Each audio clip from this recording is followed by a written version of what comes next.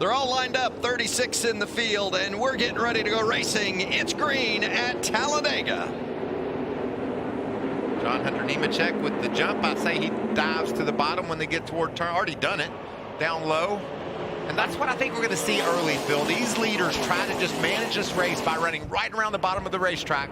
And then the outside lane will be seeing what kind of runs they can get to make progress on that lower line. John Hunter. And we're on lap number 3, and we're already pushing each other. And we're 3 wide. Jordan Anderson maybe tiptoed below that double yellow line. See what NASCAR thinks? You cannot advance your position by going below that double yellow line. Just ask Johnny Sauter, right? Had a win taken away because he did that, and gifted to Spencer Boyd a few years back. This is as aggressive this early that I've ever seen at Talladega. Usually they get that inside line worked out, but that's just not the case today. Now Derek Kraus, who was on that outside line, the third line all the way at the top, he had been the third truck on the outside line. The 38 Zane Smith leading the way so far on that inside lane. What's going on with that team, Jamie? Well, I talked to Zane Smith yesterday, and he told me he is not a fan of racing on Superspeedway style tracks. Both times here, he wrecked.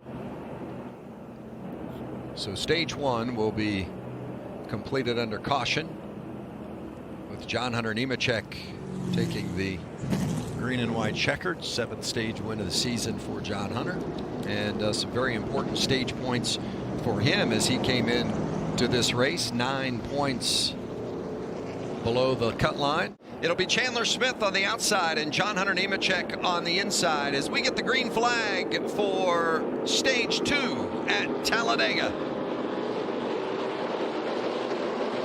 There's the jump by Chandler. He'll whip to the bottom. Looks like Ben Rhodes, I thought, was going to be able to jump down in front of John Hunter Nemechek for a moment. Almost. Maybe he decided he doesn't want to. Chandler Smith now working the draft, trying to get up there and cut off the lane of Rhodes to win the second stage. Chandler Smith wins stage 2. Oh, well, we're pretty close. We had 6 of those playoff guys in the top 6. How about Friesen finishing 3rd in this stage? He tried to take care of it, and he said, right now, we're going to see this as a blessing in disguise and ride.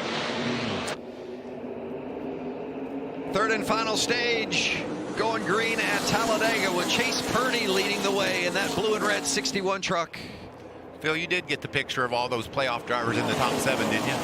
Because they gone now. They're not in the top 13 right now. We've got a mixed up race. Chase Purdy, we talk about, will a driver that's never won be the guy that wins today? Could it be Chase Purdy? It's tough to have an exit strategy when you're on that inside lane, though. Yeah, there's not much to go. Exactly. Saw Kobe Hired in the 91 spinning. Now he's running that lead pack. Haley Deegan up in the 7th spot right now. Just 2 wide. Christian Eckes has surged to the front. Got one coming outside. Leading that top lane. Starting to get calmer while I say that. 23's going. Barring many overtime laps. Well, I've talked a little bit about how dicey it looked with Brett Holmes up front. His truck was moving around a lot. I think Matt DiBenedetto made a decision to push somebody new. He got on the back of Carson Osavar. They took the lead, but not enough speed there. Out front. Was that another O moment you had? It was an O for me watching for sure. Now Grant Enfinger got a little bit of shove and got turned sideways. Look at Colby Howard in that white truck. Barely squeezes into that hole ahead of John Hunter. How about Jack Wood, the 24 truck on the outside, doing a great job. Where's he going now? Christian Eckes got a bump from Ben Rhodes and turned him sideways. Not only did he have to recover from that, but then 100 yards later, he's side drafting Carson Hocevar to keep him from getting away. No room for error. 2 wide all the way back through the field. What a gaggle this is. Side by each all the way back through the first 16 spots. Eckes and Hocevar out front. Eckes on the outside. Hocevar on the bottom. Eckes in the playoffs. Hocevar is not. Man, we haven't mentioned the name Corey Heim much, if at all, today, and he has raced his way up to the 3rd truck on that inside lane. You know, and you're also getting to the point in the race, Vince, where sort of not as important if it's a Toyota or a Ford or Chevy. You just need help. You know, you've got to use whatever trucks behind you or you're with that you're making progress with. You've got to get in a position to be able to win with your. I'm interested in this combination of.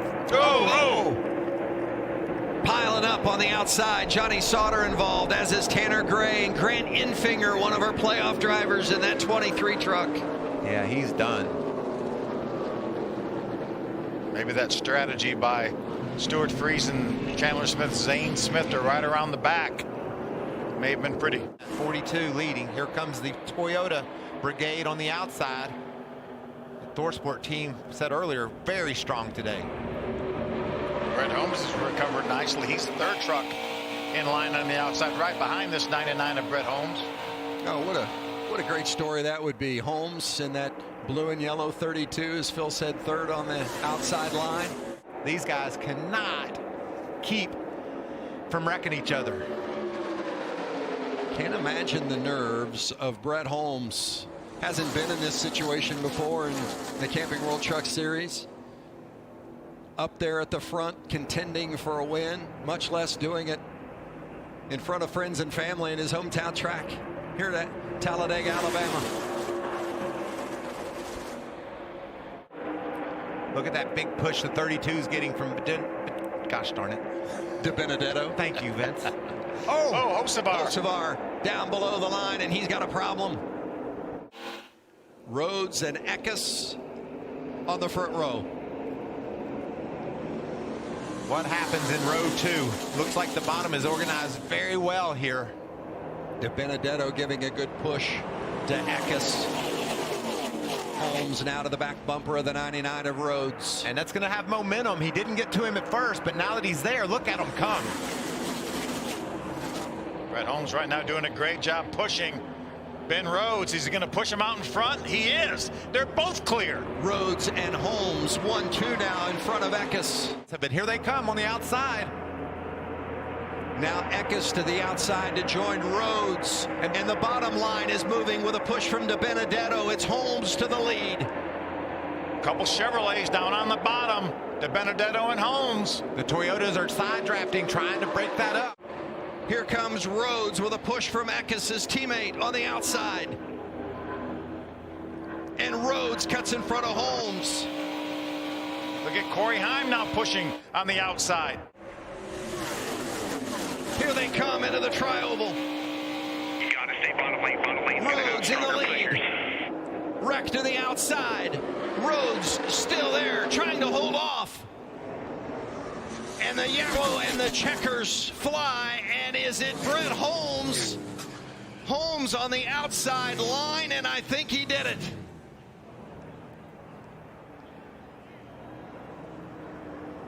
Carnage everywhere, but Brett Holmes snuck the high line, and I think he got to the line first. This move. Crashing on the outside. Brett Holmes somehow gets to the bottom. Nemechek did a great job avoiding that. Sure did. Some big hits back in the back. And there's the block to the top by Rhodes, and look, off the racetrack went DiBenedetto, and just straight up the outside is Holmes. It's official, the 25 of Matt DiBenedetto, the winner at Talladega, his first career win.